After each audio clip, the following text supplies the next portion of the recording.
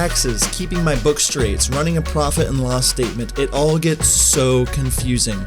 I used to spend more time trying to worry about my taxes and if I'm doing them right than I actually did working on my business. I needed a solution. That is when I found Core Financial. Core is a team of tax professionals that actually care about real relationships with their clients. From the moment I hired Core, I was able to trust that I would be fully taken care of. They run my books, keep me up to date with my finances, and make sure I'm taking full advantage of all the tax breaks I qualify for. Are you struggling to understand your finances? Do you need help making sure you don't make any mistakes? Look no further. Core Financial. Both Nick and I are huge fans of Core Financial, and we know you will be too. Check out howtofilmweddings.com/core to see what they can do for you. Core Financial. Real relationships, no surprises. Hello and welcome to the How to Film Weddings podcast. My name is John Bunn, and I am so excited to introduce and welcome my good buddy alongside with me today, Mr. Nick Miller. Nick, how are you doing, my friend? Dude, I am doing so good. Today's podcast is a special one. We are pulling the curtain back a little bit. We have been doing some free workshops, and the only way that you could hear these free workshops is if you joined our super secret private Facebook group. But today we have decided to push this workshop that we did as a podcast. So everyone will get to listen to it. It is a wealth of knowledge. John and I share everything that we do that we have learned about Instagram so that in 2020 you can really crush your goals and crush it. Instagram. We said the word crush a lot, I think. Yeah, so we did. Anyway, this is a supersized podcast. It's over 90 minutes of info. So do you have anything else you want to say about it? No, I think you covered it all, my friend. Okay, so let's go ahead and jump into this supersized special episode of the How to Film Weddings podcast. So first I will say John and I host the wildly successful. So successful. We're such a big deal. We are. Here's the thing. We're a big deal. Sorry, go ahead. Yeah. And the wildly successful, those are my words. No one coined that. I'm saying that about it, so it may or may not be true, but it is true.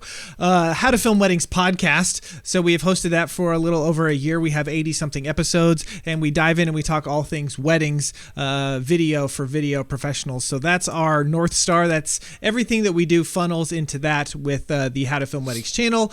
And just a couple weeks ago, we announced that we are launching a course, and that course is the Complete Wedding Videography course. You can find out more information on that at CompleteWeddingVideography.com.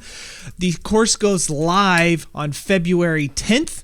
And I cannot believe it. I know. We have been working on this since June of 2019, even kind of longer than that, whenever we kind of came up with the idea of how to film weddings and putting that all together. But that is launched on February 10th.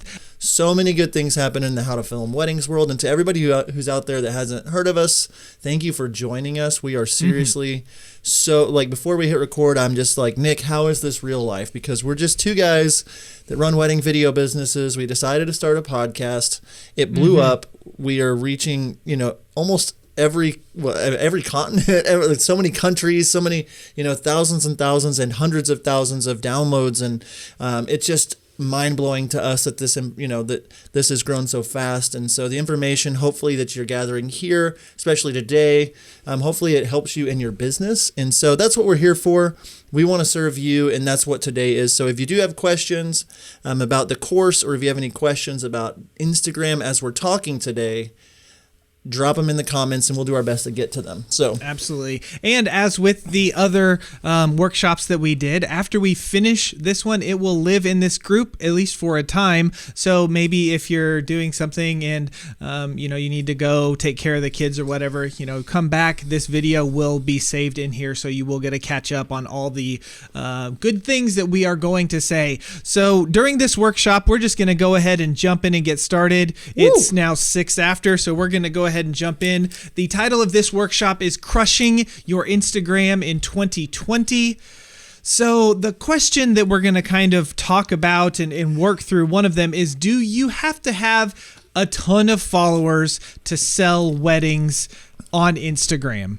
And, growing a large following is great. If you have, 10,000 people that are following you, I think that gives you some validity or something.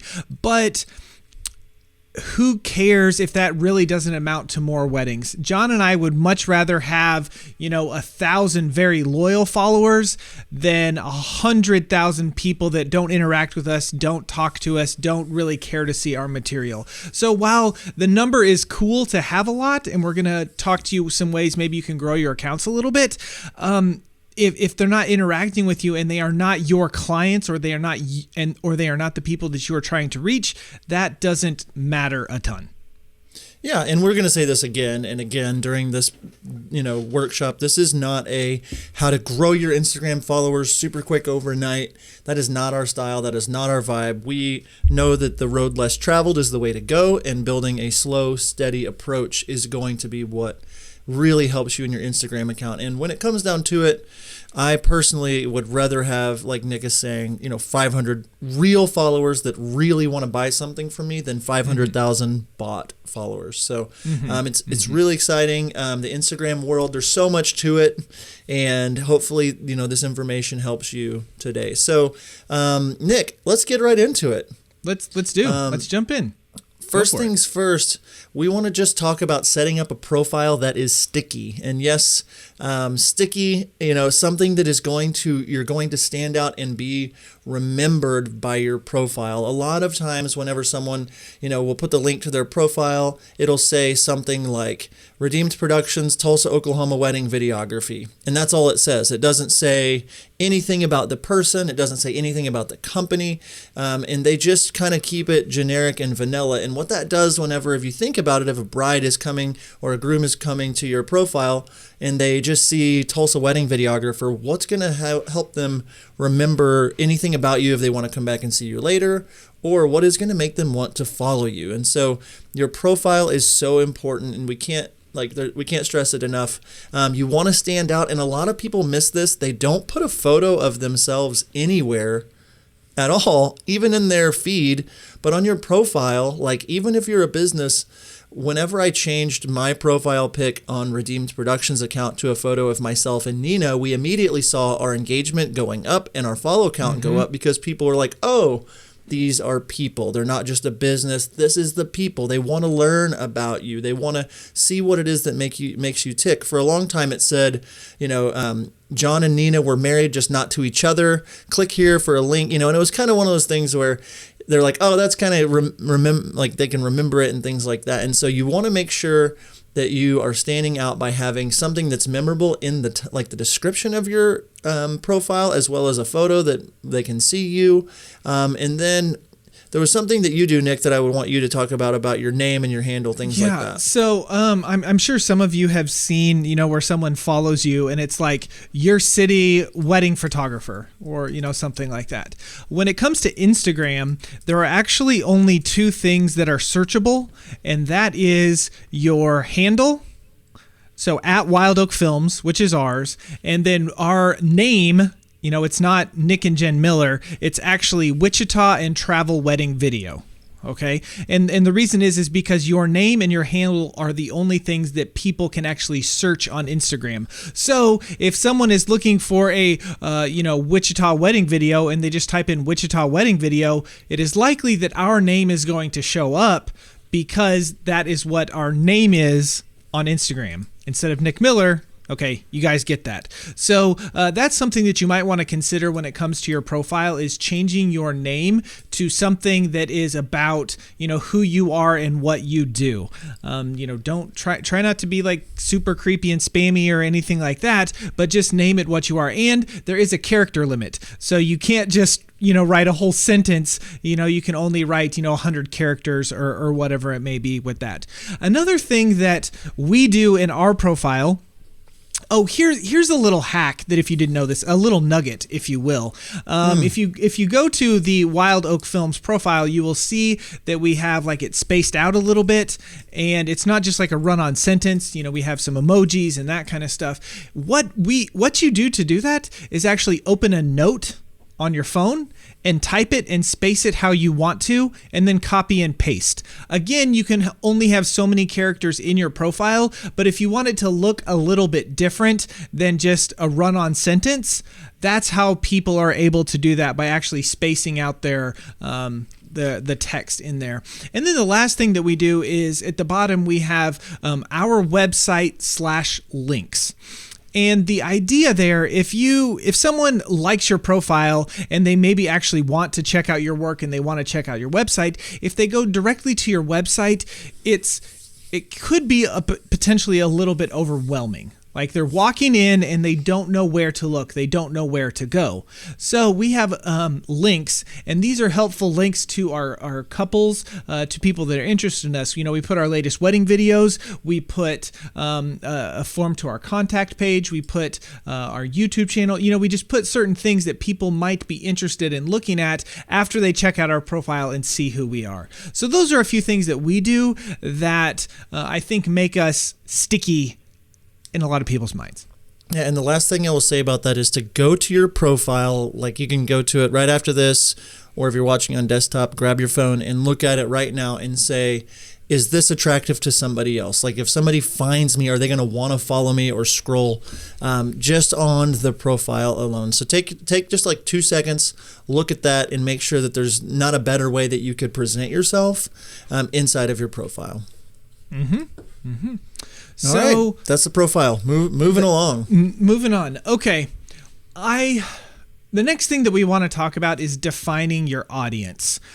I think a lot of people, whenever they come to Instagram, all they care about is that followers number. Like that is the thing that matters the most to them, and they don't care who follows them. They don't care. It doesn't matter how it happens. As long as it happens, if they have a big number, then they are good. One thing that my wife and I did as part of our sort of business revamping stuff that we are doing in 2020 is we are actually sitting down and defining who our audience is. Okay? So important. And it's really, really important because if you, again, John has said this before in his business, he wanted to just be a megaphone and shout loud and have everyone come to him. He wanted his work to be pretty vanilla so everyone would hire him. But then as soon as he started niching down and he started focusing on certain clients, and that's really when his business took off.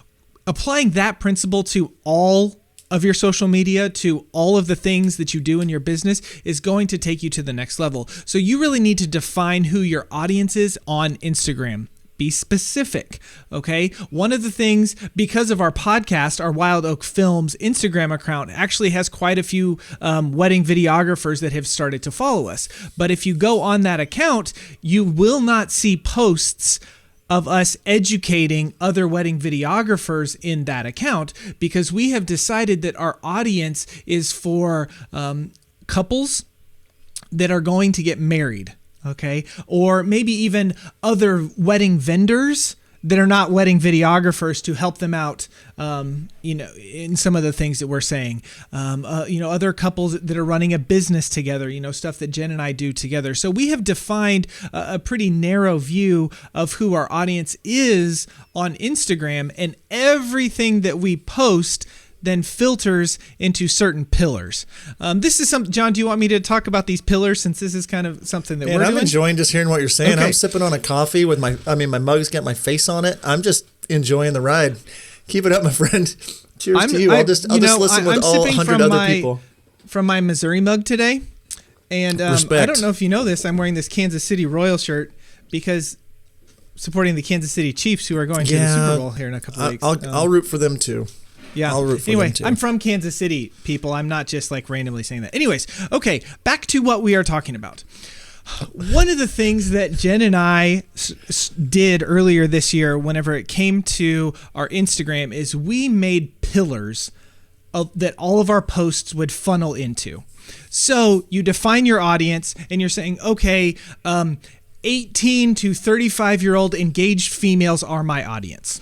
Okay, let's just throw that one out there. That's who you want to have your audience be. And then now, what are pillars that you can funnel your content through? So what I mean by that, one of them is going to be like our work. So this is recently what we have done. Wedding tips for couples. That is another one. Travel. Jen and I have able to do some travel over the last few years. So travel is another one. And then kind of marriage tips, marriage advice. That is another one. So these are our 4 main pillars that we have. So then what Jen did is she said, okay, here are my pillars. Here's my audience. So let me just do a massive brain dump and figure out what my content creation is going to be. So she sat down and she just started writing down all of the topics that she could think of that she wanted to put on our Instagram account. A trap that I think people fall into whenever it comes to their Instagram's account is you think that whatever your image is, your text and your whatever you write about it, they have to go together. Okay, it's kind of that way, but not necessarily that way. So what we have done is she did this massive brain dump. She wrote down all of these things, and then after she has done that, now she starts funneling that content into a pillar. So she likes to write stuff out by hand. So she wrote all this out, and then she used a highlighter or a colored pen or pencil or something, and then just kind of started highlighting and marking and saying, okay, this topic goes with marriage advice. This topic goes with travel. This goes with this, and then kind of paired it out that way. And now we have kind of a skeleton of, okay, here are topics that we want to talk about. And here now we know what we should write about. And whenever you do that, you have these ideas of what you want to write about and what you want your content to be. And then you can kind of just pick and choose pictures or video that goes along with it or doesn't go along with it. Because if those two things, go together, great. If they don't go together, that's fine too, because people will still read no matter what you put up there, and you're using the image to grab their attention. Okay, I just dumped a lot. Do you have any thoughts on that? Well, yes, and I think that, I've been on a weight loss journey over the last few months, and until I had I wanted to lose weight. That was the end goal. But until I wrote down where I wanted to get to and made action steps to get there, I needed to lose 30 pounds. And so that's great. But if you say, I want to lose 30 pounds by March 1st, okay, now we're getting somewhere. We need to lose 10 pounds a month leading up to March 1st. That's, 2.5 pounds a week. That's a deficit of, and you can work your way back from your end goal if you're able to do that brain dump, on your Instagram and say, these are the 4 or 5 things that I want to do. And maybe when you first start, you only really have 2 or 3 things that you want. But get that figured out and then work your way back and say, okay, I have these 3, 4, 5 things that I want to post about. Now I'm going to look at the calendar for the month and actually plan this out and be intentional.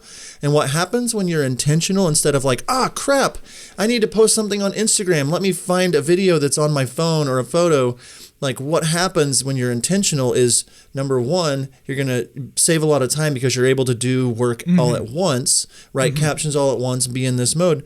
But by being consistent, we say this a lot, but consistency is what compounds. And so you may not post every single day. I don't post every single day, but I'm very consistent in posting, and Nick is very consistent in posting, and your followers, you build this brand loyalty with them whenever you're staying true to all of these things. If Nick and Jen all of a sudden posted an iPhone pic of their dog Molly out of nowhere, although it would probably get some interaction, it doesn't make sense with their strategy and with their brand. And so the cool thing about Instagram, especially for business, you can do whatever the heck you want, but if you're not doing it intentionally, you're going to miss out on the people that will follow you and stay loyal. And so, when you're defining who your audience is, that is the why behind it. And so, yeah, that's all. How do you deliver your wedding films? Dropbox? Disk? A subscription service that is way too expensive? We have the answer for you. Wedflow. Wedflow is a cloud-based digital delivery system that we love. I personally have been using Wedflow for months, and I can't get over how great of a service it is. First off, Wedflow is pay per project. That's right, you only pay for the data that you need. Wedflow uses a premium viewing experience accessible on all modern devices and playback up to 4K. With custom branding and theming, wedding filmmakers can deliver an experience that's truly on brand from start to finish. Head to howtofilmweddings.com/Wedflow and upload your first project for as little as $1 per gigabyte. Wedflow, a whole new take on wedding film delivery. A cool thing that John and I have actually put together. We are going to give you all something free on top of this already free thing. Shut the front door. We did. We put together... Actually, my wife really put this together and we made it look nice. We are giving you a free content calendar. It is a 31-day content calendar where it just has 31 days of prompts of things that you should think about and consider and can write about. So all you have to do is use it however you want to, but we have 31 days, fill in your calendar, put the things that goes with the content anyways, and then if you funnel that through your pillars, it's just helping you start on the right foot for moving forward with Instagram. So we're really excited to give you that. We will upload that into the unit section after we're done here. So nice. There you go. Okay, so let's move on to infusing personality into your account. And we mentioned this a little bit about your profile, but the theme here, for wedding videographers especially. Now, if you were running Coca-Cola, we don't really necessarily need to see the CEO's face all the time on Coca-Cola, but for a wedding videography business, whether you're boutique, whether you're trying to build a bigger brand, which, 100 plus weddings a year, you still want to show off you still want to show off your team. Up until about 3 years ago, I was scared to death to put my face on anything. Being I thought because I was a guy that brides wouldn't want me at their wedding, or, if I put my face out there, that meant that I could never grow my team. And I realized quickly after putting our, personality out there that we started to attract way more people that were more like us, and then our bookings went up, which is huge, and the type of bookings became more like the people that we wanted to be booked by. And so people want to follow people. They don't want to follow brands. Like, it's so hard some of the times, people follow me on my personal Instagram account, and it'll say their business name, and I will scroll for 3, 4, 5, scrolls and not be able to tell who it is that is following me. It's just a business. So I don't follow them back. I don't engage. I don't feel any personal connection, and I have no idea who they are. And they may be somebody that's in our Facebook group that interacts with us all the time, but I don't even know who they are, and so I won't follow them. And if you're thinking about brides or brides and grooms, all they're going to see is more wedding videos. And sorry, but that isn't 100% what's going to sell you. What sells is you showing up again and again, and them seeing your face and seeing what's important to you, and seeing your work and seeing what you stand for. And so people want to follow people, not just brands. You want to determine the types of things to show on your profile. This is kind of same what Nick is talking about previously, but determining those kinds of things. Do you want to show off your kids? Do you want to show off, having that all figured out beforehand is going to really help you in determining your content calendar and all of those things. So each person should define their own role with what works for them. I personally don't show off a ton of my kids or anything like that, and that's just because I don't want to. It has nothing to do with anything, but I am showing on my Redeemed Productions Instagram account. We do photo, we do video. So I'm showing videos, I'm showing photos, and then the captions, everything is all about infusing personality. I might say, it might be a photo of a bride and groom on the rooftop at a hotel downtown, but I'm talking about something completely different in the description of the, what is the word I'm looking for? Caption. That's the word. Thanks, Nick. Always there for me. But anyway, include infusing your personality into the captions and really taking the time to write something that means something. That is going to be huge for you. And then lastly, on the infusing your personality, we always recommend to have at least one photo or video with you in it in your last 9 posts. Your grid on your Instagram account. That is when someone comes to your account, you should easily be able to click a photo or video and see, oh, those are the people behind this. This is a little bit about them. The more you can keep showing up with your face on your profile, the more you can show up with your personality, the more people are going to be drawn to want to follow you. And I would say this, and I've said it before, it's okay if somebody doesn't like you. It's okay. Like, if the more you can be brutally honest to who you are, the more you're going to really whittle down to exactly the target market of people that you want to reach, whether that be, like you are a person of faith, or if you're not a person of faith, or if you want to travel or not. Show those things. Be you as true as possible to who you are, and that is going to get you so many more real people following your account. Anything you want to add to the infusing the personality, Nick? No, I thought that you did a great job. You do a great job in your business and infusing your personality and how you write and what you say and showing yourself and all of that on the wedding day like that. But yes, just right before you mentioned that, Phil Colling did ask a question if he thought it was important that you show your face more than just stories. And yes, we do, because there are people, it's really interesting. There are some people on Instagram that literally only look at stories, and there are some people on Instagram that literally only look at feeds, and then there's people that do both. So, or majority stories or something like that. So we highly recommend putting your face in it. Again, people like to see people. They want to know who they are working with. They want to know what makes you tick and all of that kind of stuff. Do an experiment on your Instagram. If you haven't posted a photo of yourself ever, or it's been a really long time, do an introduction post today, or just say something about who you are, something that you really enjoy doing. What do you do on a random Tuesday night? Just write that out and see the interaction. In my experience, in John's experience, anytime on our business profiles, Redeem Productions or Wild Oak Films, and we put our face on it and we talk about us, the engagement is way more than the most beautiful wedding video we've ever created, because people want to know about you, and they want to work and they want to learn more about the people that they potentially want to work with. And a little secret sticky note for you would be, somebody asked, it says, like, I usually show myself on the stories. I always wondered if I should post a photo of myself in my feed. I would highly recommend grabbing a photographer friend of yours. This is just a little hack, but like, trade them out for a 10 to 15 second video of them doing work. But like, just go and do a photo shoot, like 30 minutes, bring in like 2 different shirts, bring your camera, go somewhere cool, and just like have them take a bunch of photos of you and send them to you. I do maybe 4 photo shoots a year, where I'll tag along with a different photographer or something, and just be like, hey, I'll shoot some video of you, you do some photos of me, we trade each other out, and then I have content. If you post once every 2-3 weeks about you, you really only need like 12 to 14 photos with you in it throughout the whole year. So that's a little hack to just kind of have that, and if you've posted a photo of you in a blue shirt 8 weeks from now, they're not going to know that was from the same photo shoot.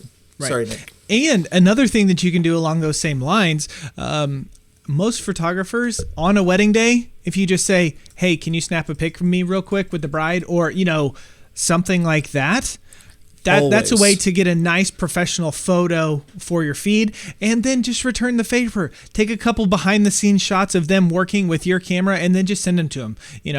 That's a way to build out your feed and also help out another wedding professional and help them build up their feed. And if you're asking for a photo with the couple, like I do this at every single wedding, the brides and grooms are now, like, the bride, and like during the day, she's like, I want to get that photo that I see with you and the couple. Like, I want to get that today. And like, again, if you're getting a photo taken from the photographer that's there with the bride and groom, like, that is an incredible way. Brides love that. They love seeing that you're a real person. Like, it also just sets this tone, like, that when you ask for a picture with them, that you're almost like part of their family, and like, you can tag the photographer, and it's done wonders for me having those photos, being able to share them. And then if they ever write like a review for you, things like that, you can always post that photo with the review and things. So really good mojo to do that kind of stuff, Nick. Really Yeah. good. Yeah, definitely. So, yes, infuse you as much as you can. People like to buy from people. They don't like to buy from brands. And have you ever maybe you're looking up a photographer that you want to work with and you just want to see who they are, and you go to their Instagram to check that out and you can't find them anywhere? How frustrating is that to you? And you didn't hire them. You just want to know a little bit about them, and you can't find anything about them. So keep that stuff in mind as you go to other people's profiles. If there's something that drives you crazy or something that really frustrates you, maybe then that's a note to say, okay, am I doing that in my own? And then how can we improve on that? So the next thing that we want to jump to is talk about Instagram feed versus Instagram stories. Yeah. Okay? We get this question. We got this question a lot, actually, whenever we asked for them a while ago. And so obviously the difference between the two is your Instagram feed is what's on. When people go to your profile, they see those photos, they see those videos, they see the IGTV, whatever. They see it on there forever, unless you hide it, which you can also do. But it lives up there forever. The stories, as you know, you put them up after 24 hours, they go away. Okay, so that's the main difference. And I want to talk to you about my and Jen's approach to the feed, and John's going to talk a little bit about his approach to stories, because both of us are very similar on that, and we didn't think it would make sense for us both to say the same thing on that. So you go to your profile and you see my feed. We recommend first infusing all of those pillars that I talked about earlier into your feed posts. So every single post that you make should funnel under one of those pillars that you wrote down about to get to your target audience. Okay, so if you have one about pets for whatever reason, then that should mean however many often you're going to have one that's pets. I don't know why that would be your thing if you're a wedding videographer, but whatever, pets. And then you have one about education, all of these different things. And then that content should be very curated. Okay, it should be edited. It should be stuff that looks nice and looks like your work. In my opinion, I want all of my feed to look very professional. So that means all of the photos that I am posting are either going to be taken with our DSLR 5D Mark IV, or a very select few one we might post if it was done with our iPhone, but my wife went in and edited it and made it look really, really nice so it doesn't look like an iPhone photo. So those are going to be very curated. Usually when it comes to your feed, if someone knows that they're going to work with you or want more information about you or follow you, after 6 to 12 images on your feed. Okay. One thing that I also want to recommend that I'm seeing a lot of people don't do is whenever you upload specifically a video to your feed, you can change the cover image. Okay, I think a lot of people don't know that you can actually change the cover image to something different. Whenever you upload, you have like 3 choices at the bottom, and cover is one of them. All right. I know I start a lot of my videos with a black screen. If you upload a video that starts with a black screen and then you don't change that cover, guess what? You're going to have a lot of black screens in your feed. Change that cover so that it is an image of something, the best moment. The dark and moody vibe, Nick. Dark and moody. It's just dark. And the mood it makes you is sad because it's black. This is a sad Instagram feed. I want to intimidate my subordinates with my Instagram feed. So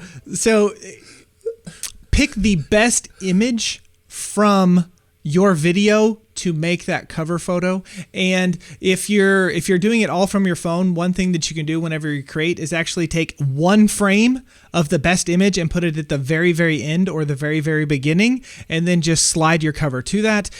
That's a little nugget if you didn't know that. The other thing that you can do is if you upload through Facebook's uploader, business.facebook.com/creator studio. I know it's a mouthful, but if you upload through there, you can actually upload whatever image you want to be your cover photo. Okay, so that's what I do with stories. Very curated, should be the best content that you have. If you don't like it, if you don't like an image that's been there for a while and you want to clean it up a little bit, don't delete it, archive it. And that just removes it. If you delete it, you know that it loses the engagement and all of that kind of stuff. But if you archive it, it's still there. It just doesn't show up anymore. Okay. Did I miss anything? Yeah. No, I think that on your feed, this is a lot of people are never going to go to your website. They're only going to go to your Instagram account. That's where they live. And, all of the stats show that Instagram is the number one place that the demographic that we're looking for is hanging out right now, Instagram. And so if they are just searching wedding videography, your city, they're going to go to your profile. They're going to click it. They're going to see your profile image. They're going to then make a decision if they want to scroll a little bit. They get kind of sucked into some of this feed, which is a very curated, thought out, almost, it's your demo reel. It's your, highlights. It's a very, very important thing to have nice and curated. And it's, you have to be really thought out. And so on the reverse side of that, go ahead, Nick. Well, yeah. What I want to say, someone explained this to me a while ago, and it was like your Instagram account, your Instagram feed is almost like your front lawn of your house. Okay, how the outside of your house looks is going to give people a certain impression about how it looks on the inside. Okay, so if you want to think of it like that, is your Instagram is your front lawn, and then maybe your website is your living room. Okay, something like that. So you get them interested in your website and are interested in your work, and then maybe they want to take that additional step by going to your website, and then everything should be cohesive and look nice. But they're not going to go to your website if they look at your front lawn and you haven't mowed in a month and there's lawn ornaments everywhere, or I don't know, that kind of stuff. So anyway, we get your point. Yeah, you get it. I definitely get it. And the feed is very important, and all of this works together. You think about it, and it's like if a bride comes to your profile, people don't just follow accounts to follow accounts, but they may want to follow it to stay up to date with what's going on. And I kind of like this person. I saw that they were tagged. I found them, and they make a decision in about 2 seconds on whether or not they're going to follow you, keep scrolling, whatever. And so your feed needs to be very well thought out. And that's why we say to have a photo of you or a video of you in those top 9 images so they can immediately see that. I don't know about you, but whenever I go to somebody's page, the first thing I'm trying to find is who it is, so I can tap a photo and see a little closer of who that is and a little bit about them. So your feed is very, very important. Infusing your personality into it, having the best killer images as the cover, all that flows into the overall vibe that you're trying to put off. And now your Instagram stories and the stories function on Instagram, it is the way less curated version of Instagram. They stole the idea from Snapchat and then made it better. They drove it like they stole it, because they did, and they made it way better than Snapchat. Yeah, I said it, Nick. Yeah, I did. You did. But, this is where you can upload a lot less stuff from your iPhone or just live videos. There's so many different things you can do within stories. We could literally spend an hour just on stories, but basically it's way less curated. It's a place that you can let your hair down a little bit more, be a little more relaxed. The stories feature is constantly updating and where most people consume their content.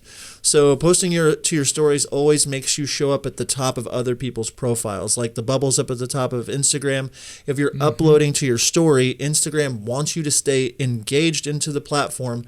So if your followers are interacting with your story more, you're going to show up first and staying front of mind in the story. For us in our business, on the wedding day especially, our stories are so important, because we want to show off behind the scenes at weddings. We want to show off things that make the wedding look better or look amazing. We want to create some FOMO for people that are friends of the bride that maybe weren't there, or from, and it's like you want to create this vibe with whatever it is that you want to be showing off. Like I shoot, we start at $6,500 for our films, and a lot of times they're over $10,000 for a film. And so I'm showing off things that make it look like Redeemed Productions charges a lot and does only the most expensive weddings. And it's like, wow, they're at another crazy expensive wedding. And so like my pillars for my feed are, I'm not going to show off something that looks really cheap. I'm going to show off something that's like, wow, they spent $600 on that bottle of champagne, or look at those shoes with the red bottoms. I know those are expensive, or, those kinds of things. And so like on my feed throughout the day though, I don't really want to spend all my day like taking a photo, uploading, tagging, So throughout the day, I take a lot of videos and photos on my phone, just in between moments, different things like that. And then I upload them after, like that night, the next day, and put together a story after by using my camera roll. So, that makes it way easier for me to be able to focus on the moment. But like a first look's about to happen, like I'll take a photo on my phone real quick. Or if, there's different things that I know during the reception, it's like I can film, and so I'm always just filtering it through, like, how can I make, I want to show off sweet emotional moments, and I want to show off expensive things. And so Greg Thames asks, how do you find to do stories when you are running around? Again, on that, if there's little pockets of time, I will try. Like if I'm doing a Catholic ceremony, I might be able to upload some of the stuff. But for me, I'm taking as many things on my phone and then waiting until I know I have the right time to do them. And so we can talk, are we talking a little bit later? Yeah, about tagging in the stories, but just explaining the stories. Your feed is the front lawn, and your stories are kind of like the behind the scenes, like what you would get if you actually were friends with the person that lived at the house. You're going to hang out with them on a Friday night, and you're not like so polished. This is the place where you can show off a lot of your personality. They're going to expire in 24 hours. But if you really have a good story, you can save it to your highlights. And so what am I missing about stories? There's so much. I mean, we could talk, you can tag locations, you can do there's so many things you can do in stories. But the best way that I think, Nick, people just have to practice, and people have to put the app to work. And on the wedding day especially, that is a great way to use the stories. On a non-wedding day, you can always share recent posts, or you can do like a little video behind the scenes in your office or at there's a million ways to just show up. And we recommend trying to show up every day in your stories, every other day in your stories, so that way people know that you exist, you're on top of mind. And so many people, whenever I meet them, know so much about us because of our stories. And they're like, oh my goodness, I saw that thing you did whenever you were here. And it's like, that is what you're wanting to build with these couples. Yeah. All right, I need to stop talking for a minute. No, I think, and we'll get into that later, but I can't tell you how many followers we have gotten simply because we tag the bride, the groom, the planner, the venue, the photographer, in our stories, and then they reshare it. That is huge. If you are if you're on a wedding day and you're not tagging, you need to. That's what I'll say. We also, another thing that we got into a lot of questions about were hashtags. You okay over there? Yeah, my ears got hot. Oh, okay.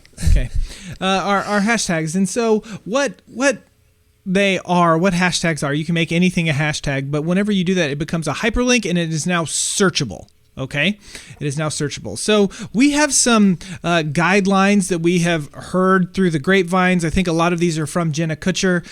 She's big time into Instagram and all of that, but especially, kind of after the new algorithm changes that happened late last year. And so we're just going to want to go through some of these things. And these are some practices that we do and we use for our business. And so because I do them, I don't really have data on what it's like to do it the other way, if that makes sense. So I can't go back and say, well, and things are going well for our business. So this is just what the practices that we're using, and they are going, pretty well. The first one is, whenever you use hashtags, use one that makes sense for your post. Imagine that. Not just to get likes. I know.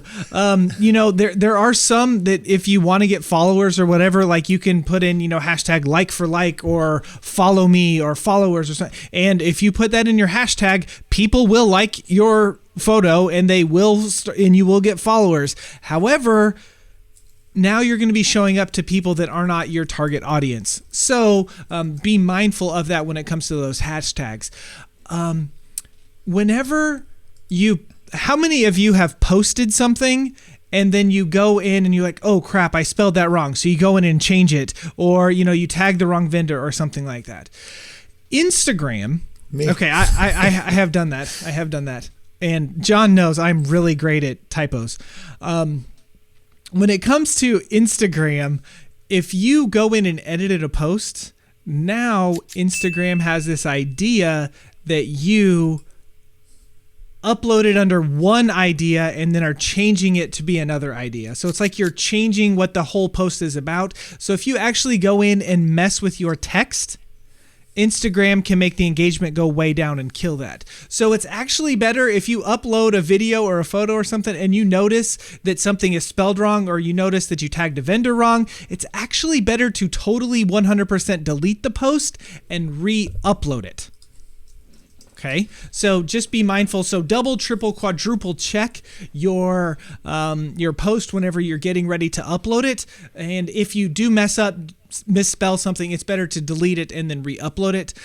Some practices that we found along the way are no more than 10 hashtags. One of the things Jenna said in a podcast I listened to, and I believe it's her. I'm quoting her. If it wasn't her, sorry, Jenna. Thanks, Kutcher, Jenna. I know you're gonna watch this. Is no more than 10 hashtags. With the new algorithm change last fall, anyone that used a ton, like almost the 30 that you can use, Instagram started seeing those as spam. So we have kind of around 10, that could be, as few as 6, but as many as, 12, 15, somewhere in there, but around 10 hashtags so that you're not seen as spam. Don't use the same hashtags for every single post. Again, if you're using the exact same hashtags for every single post, Instagram could potentially see you as spam. If you are spam, that is not good. That is not neat. Yeah, the hashtag wedding videography is great, but if you look and see how many posts are made with wedding videography, you are going to see millions of posts made. So the likelihood of you showing up whenever someone clicks on that hashtag is actually pretty low.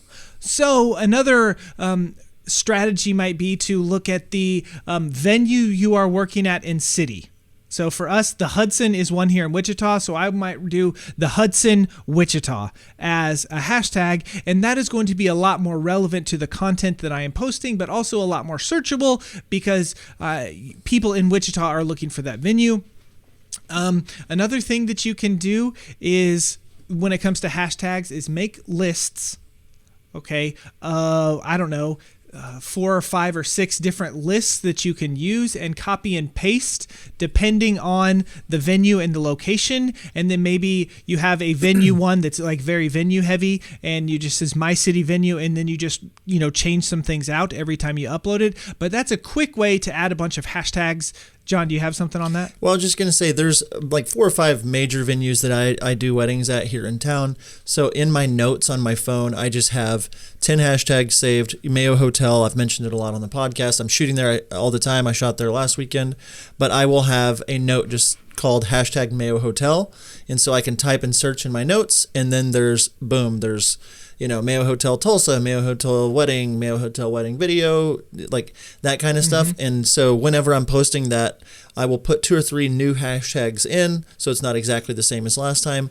And so the thing I wanted to throw out there, it's not like this secret, like, oh, if we post hashtags this way and comment this way. What it comes down to and keeps coming back to is, do you have content that people want to engage with? Are you asking them to engage with it? Are you engaging back whenever they engage with you?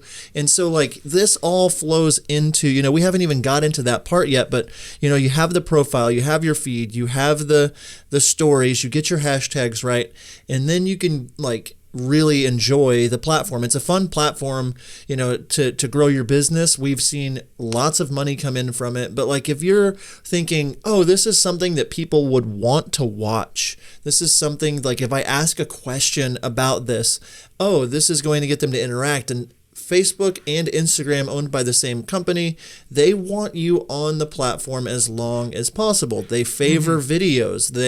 So we have all these things working for us, and it's just like, how can you be true to your content, talk about the content, hashtag the content in a way that helps people that are interested in the content to engage with it. And so, you do this over time and keep growing your following.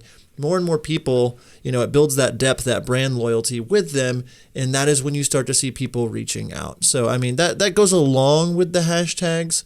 But yes, I put on a lot of my posts wedding videography because I do want to show up in that feed. And that's like Instagram is pulling from every single post and saying, oh, this is a recent hashtag wedding videography post. We're going to throw it in this search, and if people interact with it, we'll keep showing it up to more and more people. And that is how you get posts to go viral and how you get more of a following. But again, like I think so many of us get on Instagram and we see people with big followings, and it's like, well, I want a big following. And it's like, but why do you want that following? Is that following because you want to look cool? Like I look at the How to Film Weddings account, and I love the How to Film Weddings account because we have 2,500 followers, which is not like a crazy amount. I think when we were running ads for this promo, people are like giving us a hard time, like teaching on Instagram and you only have 2,500 followers, and it's like those 2,500 followers, a lot of them are the people that are listening to this, are real people that we engage with. If you comment on our post, we're engaging back with you because we are trying to give you content that you want. We're showing you the next person that was on the podcast, or we're showing a funny photo of me and Nick at Christmas time, or, like different things like that, because we are engaging with the platform the way it is built to be. And so every day, every month, we're growing and growing. This time last year, we had 200 followers on Instagram, and now we have 2,500. And if you can't count, that's like, 12 times plus more people that follow us. And now when we post something, our engagement goes way up because the audience is pure. It is not just a random, list that we bought by having the right hashtags on a post to insta follow or follow me, or it's none of that. It's people that care about wedding filmmaking. And whenever you have a very pure audience, like I would rather 2,500 people, follow us that care about our podcast than 250,000 and nobody, it's like it'd be harder to reach the people. And so there's nothing wrong with having a smaller following. And the reason why you're doing this, if you want that big following, this is not necessarily, that's not part of what it is to crush your Instagram this year for us. So I don't know why I went off on that tangent, but I feel like somebody out there needed to hear it. Yeah, that was good. We're gonna just keep on going. So much good stuff, man. We still have a little bit of notes left. So how to use your Instagram for your wedding videography business. Jay Andrews, in a post that we put up last week, asked, how can a newer wedding filmmaker post and get engagement? So we're going to kind of try to answer that question through some of this. And the very first thing that we want to make clear when it comes to Instagram, when it comes to Facebook, when it comes to YouTube, when it comes to any social media platform, but specifically Instagram, content is king. Okay. If you are trying desperately to grow your channel and you're posting all the time and you're interacting with all these people, but the stuff that you are posting is not quality stuff, you're probably not going to grow very much. Okay. Just putting a random phone snap that's blurry and out of focus. And so it might have been funny to you, but no one else gets it or anything like that. Adding that to your feed is probably not going to be the best way to grow it. So we recommend that you sit down, a couple of, times a week, once a week, for 20-30 minutes and plan out your content. Okay. Use this planning calendar that we're going to upload in here and write down, your stuff. I use the Creator Studio to plan my posts ahead, and I actually kind of bulk edit those sometimes, and I do 3 or 4 at a time, and then I post them all once, and then in the morning, each morning they just show up. Okay, it's a good thing, and that one is actually free. The Creator Studio from Facebook. You just have to connect your page. I think it was Emily a little earlier asked that she couldn't do that. If you have a personal account, you cannot do it from Creator Studio. You have to have a business account to do that. Okay, so using a business account to do that, plan ahead with good quality content. Okay, again, with that, be intentional with your posts. Don't just post a post. We do say that there is something to doing this over and over again. Okay. What is it? Consistency compounds, right? Mm-hmm. But if you're just posting to post and it's random stuff that doesn't make sense, that's probably not the best way that you should go. While we have in our business have tried to post every day, under this calendar and stuff that we're putting out here, and we have grown our account by 3 to 5 real people a day. Okay, for the last few weeks. If we don't have something good to post, we're not going to do it. I would rather do 3 quality posts in a week than 7 meh posts in a week. Do you remember that wedding from a month ago? Yeah, like that one that you needed to start editing yesterday? But you also need to prep today for your wedding tomorrow, and you're leaving for your first vacation in forever on Monday. So what do? It seems that the only creative part of your edits are the excuses you're going to have to give your clients. We have the solution, Wedditor. Wedditor is a team of top wedding editors, project managers, and account coordinators that help us wedding filmmakers edit. They match the right editors with your style so you can spend your time where it matters most, on your business. Nick and I both use Wedditor, and we don't know how we would run our companies without them. It takes a team to build an amazing business, and you shouldn't try to do it all on your own. Head over to howtofilmweddings.com/Wedditor to help you free up your time so that you can focus on growing your brand. Be sure to use promo code HTFW for $50 off your first project. Wedditor, more than freelance, more than outsourcing. Yeah, and I did hear you say about adding 3 to 5 new followers a day, and I look at that as like if you have 200 people following you and you can just add a follower or 2 a day, like that compounds so much over time. And Instagram doesn't seem to be going anywhere. If you haven't noticed, Facebook, and Instagram seem to continue to grow, and billions of people are using them. And so, niche down and get those followers that care about your content, and don't worry about like 50 new people a day or 200 people a day. I mean, that kind of stuff happens sometimes for people that go Insta famous, but if you are constantly just slowly drip adding 2 or 3 or 4 or 5 new followers, and this is on non-wedding days, and in a second we're going to be talking, more strategy on how to grow, to grow your accounts, which I'm really excited to talk about this. And did we leave anything out though before I move forward on those last bullet points, Nick? Or did you go through all of them? Taking the time to be present each day. I think you did. Yeah, I went through all that. Thanks, yeah. James Roscoe. He says audio sounds good. We could hear Nick fine. So that was just all me. Hopefully my internet stays going on. I don't know. All right. So moving forward, Nick, strategy to grow your account with real followers. This kind of leads from the last, talking about using it for your wedding business and growing it. Deanne Roach Black. Hi, Deanne.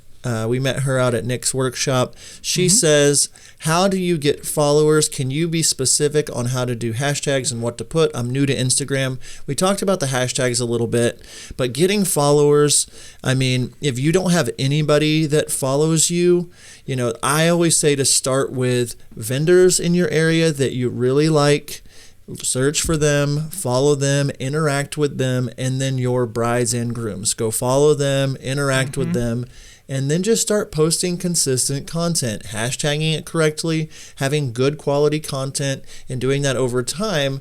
That is going to be that crockpot method, that slow and steady, that is going to get your account to grow. I will say, as of today, I think our Instagram for my Redeemed Productions account was at like 5,400, almost 5,500 followers. This time last year, we were at like 3,400 or 3,500. So we've grown almost 2,000 followers in the last year.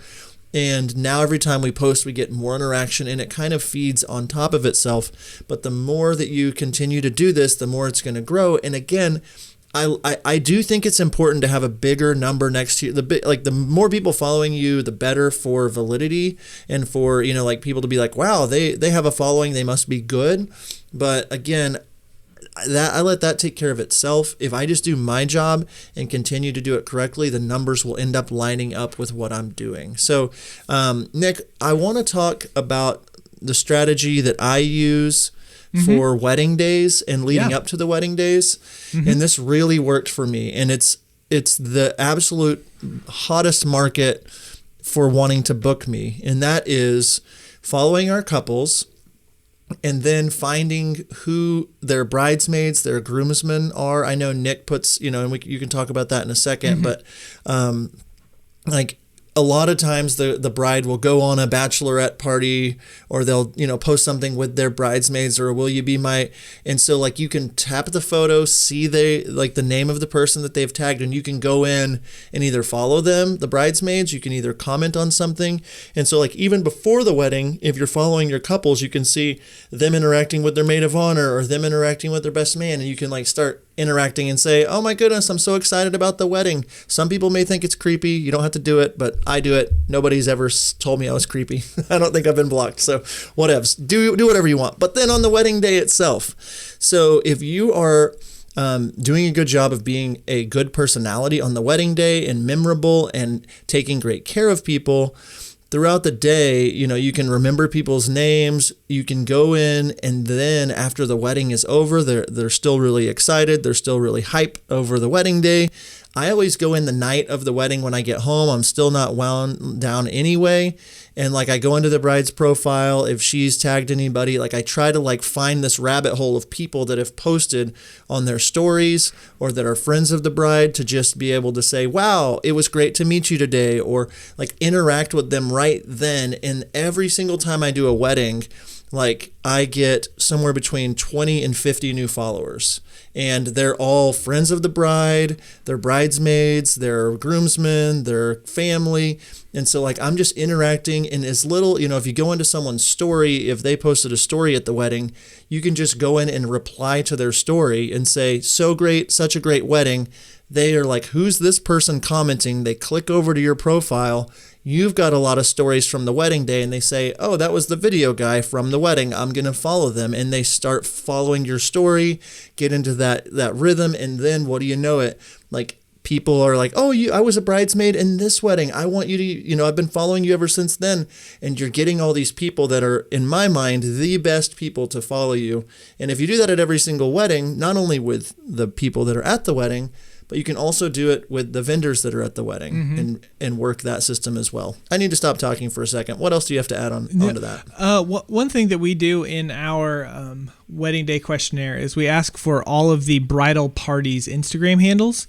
And then whenever I upload our same day edit from the wedding day, I tag all of the bridal party in the video. And so that way they are all seeing it. And I'm just guessing, if the bride is, 23 years old and she's getting married, that someone in her bridal party is also very interested in, might be getting married soon or something like that. So, and then, they see it and they share it and they comment and they love it, all that stuff. So that's another thing that has really helped us grow on the wedding day. Like John was saying, he went from 30 something hundred to, over 5,000 over the last year. We have grown our channel doing these things. We went from about 2,300 and now today we're close to 4,300 Instagram followers. And so the things that we're saying is this isn't a overnight, like you're not going to gain thousands and thousands of people overnight. But if you're consistent and you do it well and you do it right, a year from now, how many more followers are you going to have? Okay. And then your reach is even bigger and it grows. So we kind of talked, is that kind of all for the growing with real followers? Yeah. I mean, let's see. The thing that I keep getting back to is like, it is a slow and much harder strategy to do it this way, but you're going to get more pure. When I say pure, like these are real people that think you're great, that want to follow you, that are going to start interacting with you. Mm-hmm. And so the more that you can make an impression on a wedding day, the more you can really connect with people. I always memorize all the bridesmaids' names so they know who I am by the time the wedding day is over. And all of the bridesmaids always all follow me. And if I'm focusing on anyone on the wedding day, obviously my number one priority, 98% of my energy is going towards the bride and the groom. I don't want anyone to think that, but it's like I'm always just trying to be the biggest help on the wedding day and make an impression, because I am a walking, talking billboard for my brand on the actual wedding day. So the more I'm taking photos of the bridesmaids and like grabbing their phone and like, oh, let me do a boomerang for you guys, you're about to do the champagne toasts, or about to, like, I just want to be a cool hang. I want people to enjoy being around me. And I did want to point out the episode that I did with Johnny Apple a few weeks back. I think it was episode 78 maybe, or something like that. We talk all about Instagram and what he does, and I do the exact same thing when it comes to the story throughout the day. But being a good hang with people, connecting with people, and then reaching out that night and saying, so good to have met you, high fives, like can't wait to see, like they can't wait to see the video, all these things, you're going to add more and more people. And so hopefully, Deanne, that answers your question. About growing. And you can do a lot of things. You can pay for followers, all that kind of stuff. You can go follow and unfollow people, that kind of strategy. We just don't think that works. We think that building slow over time, and don't get yourself all upset if you have 200 followers. That is you have influence with those 200 people, and create content that they want to share. And then that's what gets you going. So yeah, that's pretty much it, Nick. We know the time suck that is searching for the perfect song for your wedding film. MusicBed has spent years collaborating with artists, bands, and composers to make it easier than ever for anyone to find the right song for their video. With amazing artists like Chapters, Tony Anderson, and The Light, The Heat, MusicBed is the best place for wedding videographers to get licensed music. Their subscription service was a life changer for me, especially since all of their subscription music is pre-cleared for every social media platform: Facebook, Instagram, Love Stories TV, and my personal favorite, YouTube, all pre-cleared. And if you are interested in a free month of a MusicBed wedding subscription, head over to howtofilmweddings.com/musicbed. When you sign up, use the promo code HTFW and you will get your first month for free. Tag your vendors. Tag your vendors. You know how it makes you a little sad whenever someone posts, and this might be feed, but makes a post that you were there and they totally forgot about you and left you off. And you're like, oh, I was there, I did a thing, whatever. Same kind of concept. You want to give people credit for the work that they do. Okay, you should just want to be a good person to do that. But again, if you're going in and you're tagging posts of stuff that happened, especially, the cake was just absolutely gorgeous, or the reception venue was totally amazing, the bride's bouquet was one of the craziest things you've ever seen, post it, tag your couple, tag whoever made it, and then see what happens. Okay, lots of people, they love sharing, the things that you provided for them, and especially someone like the florist or the cake person who doesn't get photo or even video or really of the day, and then just that little, it might be an iPhone pic, but they can be really excited about that, and then who knows where that could lead. So always tag your vendors. You would want them to do that for you, so you should want to do that for them as well. I was just going to say, practically speaking, like an action step that you should try doing at a wedding. When we're talking about sharing and tagging the vendors, you can do that in the feed, which 100% recommend.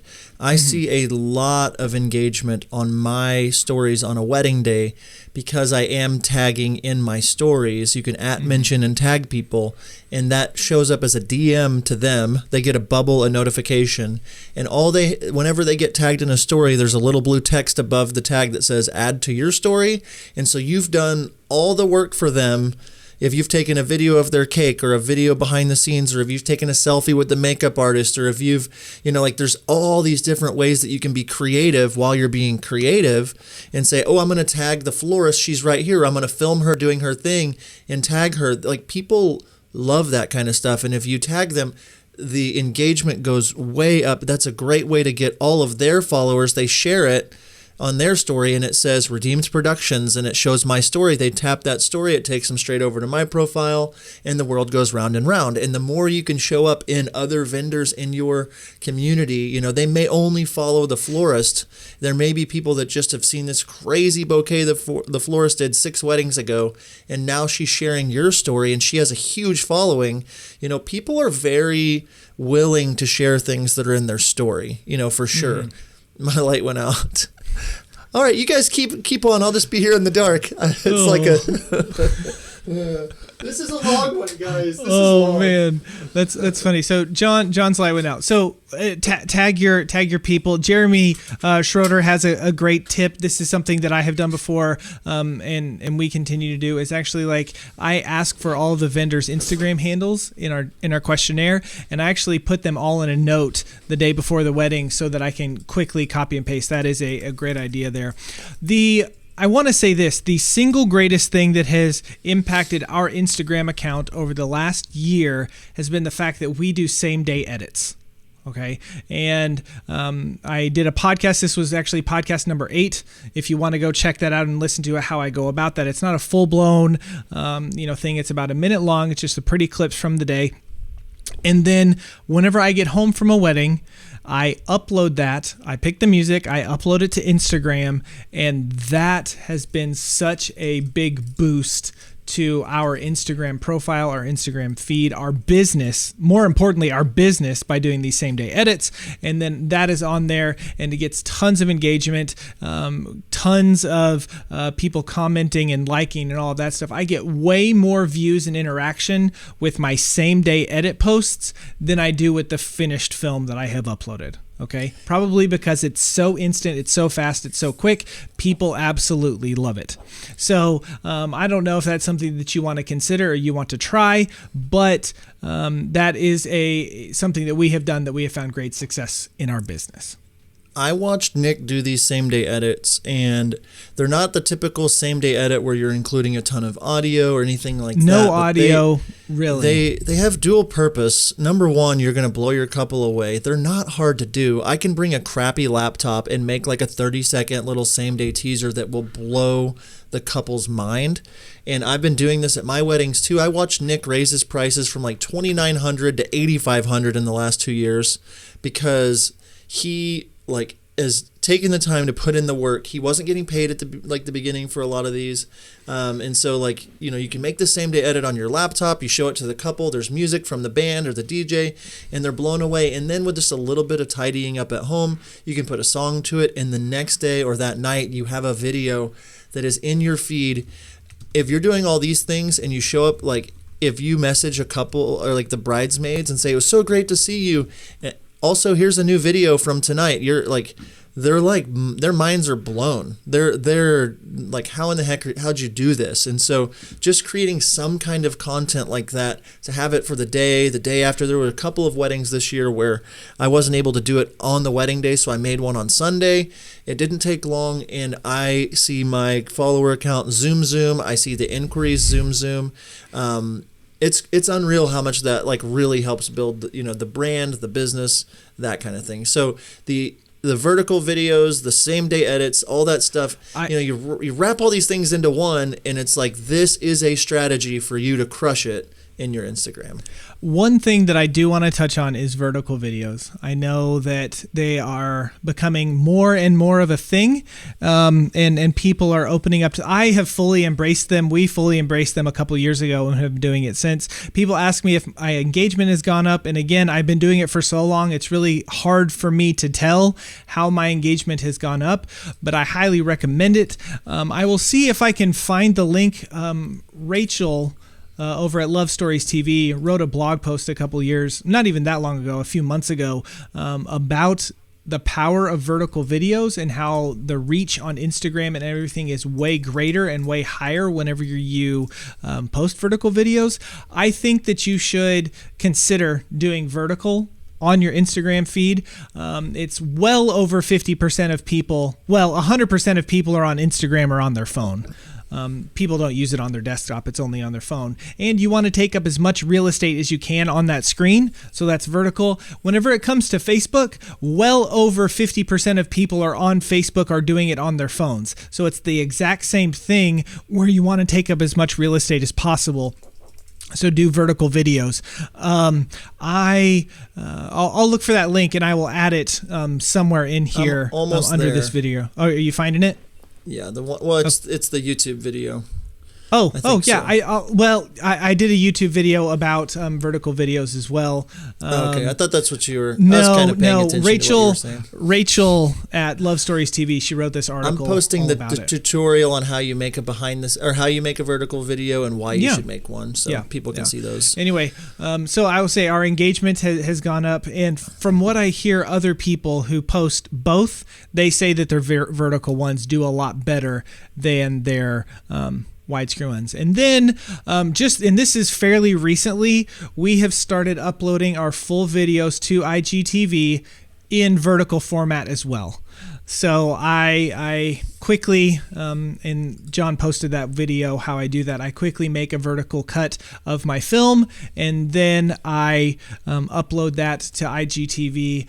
You have to do, if you're doing vertical, it needs to be 9:16. So I have figured out a way how to make that where I have some top and bottom, and I can put our name and who the film is by and all that stuff. So we're getting, anytime I upload to Instagram a IGTV video, we're averaging somewhere between 600 and 800 views within 48 hours on our IGTV videos. So I am very, very happy with that. So IGTV, you should try it out. If you're not using it, at least now you can upload a horizontal video and you can change it within the app, where previously you were not able to do that. So anyway, there you go. That's the things I had. Are we getting some questions in here? Do you have anything you want to add? Some from the feed. No, I think that I always have stuff to add, but I think that the main thing people need to think about is their why behind their doing it. And then the same thing about, like, with our consultation guideline, how can you serve people, not just sell to them? Like, your post shouldn't be all about booking or all about like selling. They should be much more about, how to serve your local vendors, how to serve the couples. And the way that I run my Instagram feed for Redeemed Productions is very much about showing off the best of the best. Like, that is what Instagram is about. Like, people don't, like, you don't want to just include, what I'm thinking about and we're getting to with this, Nick, is that, like, in your videos and your photos and that you're posting, if you're not showing your best shots at the beginning of your teaser videos, if you're not showing, the best photos of you, people will keep scrolling by. And so, like, if you post a video and the first 10 seconds is a drone, people are not going to watch that video. And so, a lot of people, I saw Brian Cepeda posted like, I hate vertical videos. And I responded and I just said, but your brides don't. And it's like, who is the end user that you're trying to show up to? Exactly. Yeah, it's like, are you a purist in the fact that it's like, you're not going to try to work within the platform to make it, work the best for you? And so doing some of these things, and I always recommend going back and listening to these things and just taking your notes, making a plan, and give it 90 days. Like, you're not going to post one video and be like, oh wow, I've got it all figured out and a lot of people follow me now. I think a lot of people are like, this video was great, I'm going to post it, and then like nobody's watching it, and so they're like, oh, Instagram's not working. And it's, if you consistently stay up to date with the app and work like on growing day after day after day, 90 days from now, you're going to be way better at Instagram, and you're going to be thinking, on a different level than you were if you just are consistent in it. And so be thinking about that end user, be thinking about what's going to grab their attention. I know I make the jokes about being sticky, but that is the strategy. Be sticky. Stand out, make them scroll stop. Like, what is a scroll stopper? What is going to make them be like, whoa, what is this? And interact with this. And then the last thing, and I stole it from Jenna Kutcher, but in every single post, she does have a call to action. And that is something that, if you don't listen to the Gold Digger podcast, she has a ton of Instagram information over there. But just having a quick, what did you think, or where are you watching from, or drop your favorite emoji, or, things that just call them to action, and then just be present in the app itself. So that's the only thought I had to add. Yeah, really, really good. So we got lots of questions, and I think that we're just going to jump in. We probably have, 10 or 15 minutes or so where we can just answer some questions maybe. So one that I saw in the feed, I know you're typing some down, but I thought this one was really interesting. Richard Ney asked, is it disrespectful to the photographer to take raw images on the day of the wedding, or post stills from the edit on your feed? Or should we only stick to video edits on our feed when it comes to wedding content? It's good. And you're saying the photographers?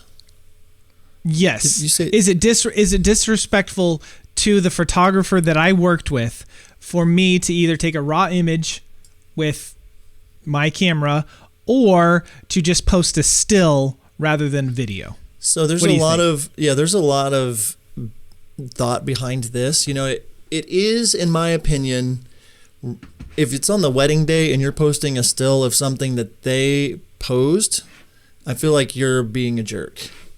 I think that I think it's much better to post one video slow motion clip that's 5 seconds long than just a still on the wedding day. I think that if it's been 2 or 3 months and the photographer has had time to, post from the event, I don't think it's terrible to take a screen grab. We run a photography company, and if somebody, if we were just shooting photo and one of the videographers posted a still from us, like our posing, and then used it, I'd be upset. I'd definitely be upset. But what do you think?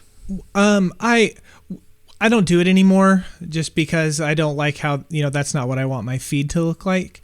But Richard, let me ask you this question. How would you feel if your photographer posted a video that was like really nice on a slider or something like that of the wedding day and it wasn't your work? How would that make you feel?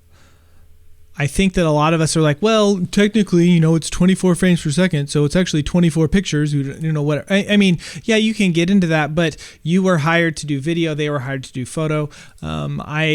There's lots of photographers that do not care at all. There's lots of them that really do care. So I guess it just depends what you want to do in your feed and how you want to do that. If you know it's going to bother them, then don't do it. Or if you think it might bother them, then don't do it. That's just my thought. Yeah.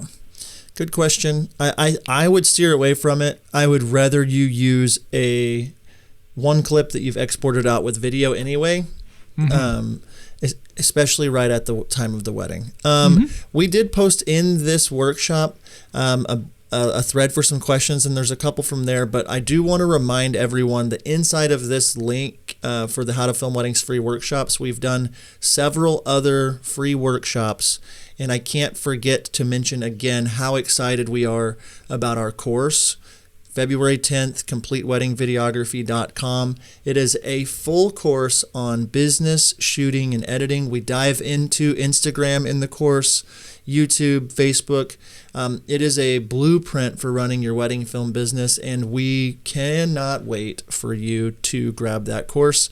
Less than 3 weeks away, Nick. I can't believe it's here. I know. Okay, back to the questions. Andrew Benton asked, Nick, he said, what is most important, quantity or quality? I always feel like I don't post enough, probably average once a week, but creating new quality content for Instagram can be very consuming. What are your thoughts on that? Okay. Obviously, in my opinion, quality is better than quantity in almost all aspects of life. That's what I'm going to say. Quality is almost always better. However, what I would challenge you to do if you want to up your game and you want to post more, but you just don't know what to do it, try batching it. Okay, and what I mean by batching it is spend one Monday morning for 3 hours and just think out all of the posts that you want to make, write out all of the descriptions, write out all of the captions, do all of it in a 4-hour period, one time a week, find the images or videos or whatever you're going to use for those, and then upload them to the Facebook Creator Studio. You do that, and then you're done. Okay, that could maybe help you so it's not so daunting. Also, if you use this, posting calendar that we're going to post in the group here whenever we finish the live thing, that'll at least give you some things to think about whenever you are ready to post. I know if you just come at this blind, it's really hard to come up with a content calendar, but if you have your pillars, you know your audience, and then you have some prompts that we're going to share through this content calendar, it might make posting a little bit easier for you. So batching it, doing it all in one sitting for a week at a time, or even a month at a time, just to get it all done, that can drastically help you. So yeah, I would add, done is better than perfect, but you don't want it to be crap when you're talking quantity versus quality. I think giving yourself a minimum of content that you're going to post each week, whether that be once or twice, that forces you to stay out there, because if you're not visible, people aren't just going to be naturally finding you. So it may not be as perfect of a video that you want to show or a thing you want to show, but getting something out there that is going to shine light on your company in a good way, that's better than nothing for sure. Yep. So. Yep. All right, maybe time for one more. Okay. Couple more. But let's ask. I like this question from Aaron Siegel. He said, "How do you find out if a bride is okay with you posting images of her during the day? Does it come up in a meeting, or is it a delayed post that evening, so there is no issue?" I assume what he's talking about is going to be pictures of the bride to Insta story. Yeah, I never post anything of the bride or the bride and groom until the ceremony is happening. And I never post anything of the reception until the reception is happening. The worst thing that could happen is that you accidentally show the background and the bride's dress is in the background, and the groom gets on Instagram and sees the dress. Right. And so I actually, when I get into the room, part of what I do with prepping the bridesmaids, I just remind everyone, hey, take as many photos as you want on your phones, but just remember, nobody posts on Instagram. Mm-hmm. And that sets me up as an authority in the room, and they're like, oh yeah, don't do that. And so it's never been an issue, because I make sure that we're not posting until the ceremony usually. And yeah, I just think a lot of people just don't think. They're not thinking ahead. They're like, oh, I'm going to post all this stuff. And then the same thing with the reception. It's a really big deal.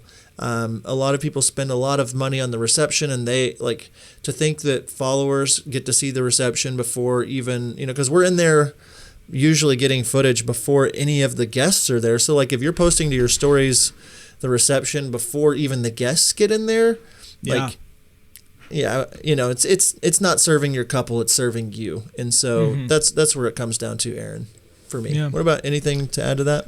No, I think that you really well covered it. I think that the biggest issue is just not posting anything of the couple until after the ceremony. Yeah. But for sure. I don't think it's a big deal. So I see Alec has a question inside of the group. Alec says, should I separate my wedding stuff from my other videos that I make, such as sports and other kinds, or put them all under one roof? Again, and this is for Instagram, but this is also for your production website and everything. Who is your audience? Who are you trying to reach? And if you are trying to reach brides, I can kind of guess that they don't want to watch skateboard videos or basketball videos or gamer video. They don't want to watch anything other than wedding stuff if brides are your content, or who you're trying to reach and who your audience is. So right now, Jen and I do not have another video brand. We just do weddings. But if we were ever to branch out and do something, commercial work or anything like that, I would create a separate brand or a separate website. Well, a separate website and a separate brand. Maybe link them together or something, so, you want to see my wedding work, you can go, like that kind of stuff. But I would not house them all under the same roof. That's just me and what I would do. If you're getting both clients from your thing and it's working for you, then okay. But again, the likelihood of that happening is probably smaller in my opinion. But I would definitely separate those and ask the question, who is your audience? Great answer. Wow. We just went for like 90 minutes on this, Nick. We did. I'm proud of us. I'm not soaked through sweating on my shirt, which means I'm less nervous doing these than I was, which is good news. I do want to ask, if you are listening to this and just want to drop a comment of something that stood out to you, we're making more content for Instagram, and if anything stood out to you, could you just drop a comment real quick of like the deep nugget you got from this? If you're still watching, just let us know something that stood out.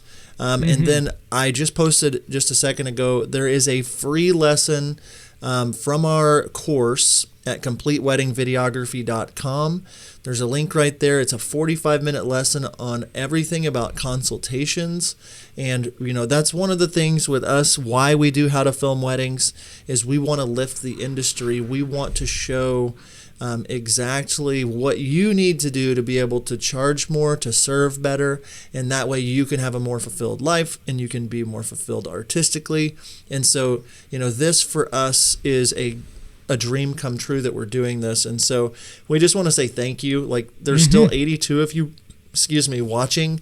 That's unreal to me. Like, if I was sitting in a room right now with 100 people, like I know that you're real people out there watching and gaining from this. I hope that you can immediately put these action steps into place. But go over to that link and definitely, check out that free lesson of the course. We are so excited about that. That is CompleteWeddingVideography.com. We have been talking for an hour and a half, and I'm feeling good, but I'm ready to be done talking. So, guys, thank you so much for joining this conversation. Seriously. Thank you so much for participating in this and being involved in these workshops that we've done over the last couple months. We really appreciate you all. So, thanks again, and I guess until next time, we'll see you. See you guys. Well, we hope that information that we shared in this workshop was very, very valuable to you. I know John went on a long talk about it at the end, but it is still true. CompleteWeddingVideography.com. You definitely want to check it out. We know that it will drastically change and improve your business if you purchase this course. And again, we have a 30-day, 100% money-back guarantee. So that's CompleteWeddingVideography.com. The cart opens Monday, February 10th. It's just in a few days. We are so excited. Go ahead and check that out. If you're watching this on YouTube, subscribe to our channel. Listen to this on your favorite podcatcher. Make sure you rate and review us. And until next time, we will see you. Great job, Nick. All right, we'll see you. You really did good on that. I couldn't help myself.